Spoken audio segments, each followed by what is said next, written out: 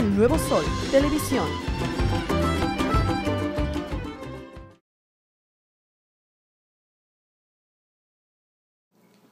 My education about contraceptives and sexually transmitted diseases I believe that started in middle school.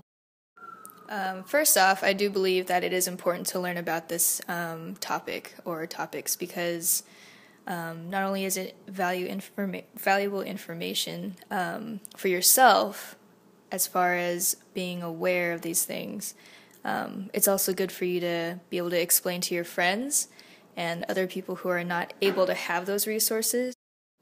No, I haven't really had any class like that, but when I was in high school, I had learned about sexually transmitted infections in my health class.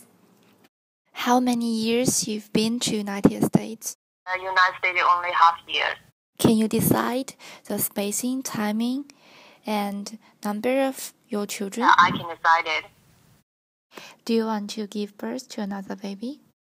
Yes, I want to maybe next year or after next year. What do you think about the health care in the United States?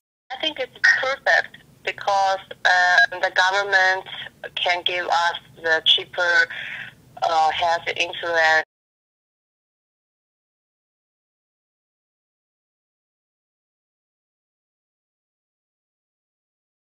The leading cause of death for Asian American is cancer, and among Asian American women, breast and cervical cancer rate is pretty high. For example, cervical cancer is the fifth leading cause of death for Vietnamese women.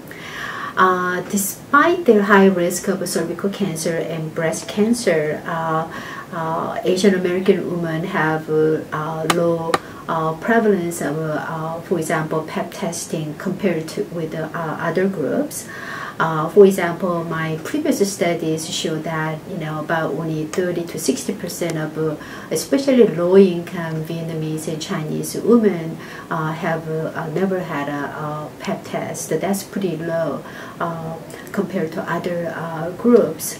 And some of the possible explanation for such a low prevalence of cancer screening rate among Asian American women, especially less acculturated women, probably access barriers. They are less likely to have adequate health care insurance. And second reason probably is linguistic barriers. Linguistic and cultural barriers are probably explains low prevalence of cancer screening. For example, the study shows that they have less knowledge about early detection and screening programs available to them.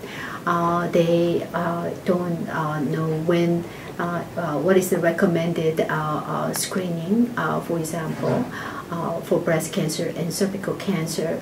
So I think all this definitely shows that we do need to do more education, especially those at high risk groups, especially those with limited English proficiency, and especially those newly arrived Asian American women.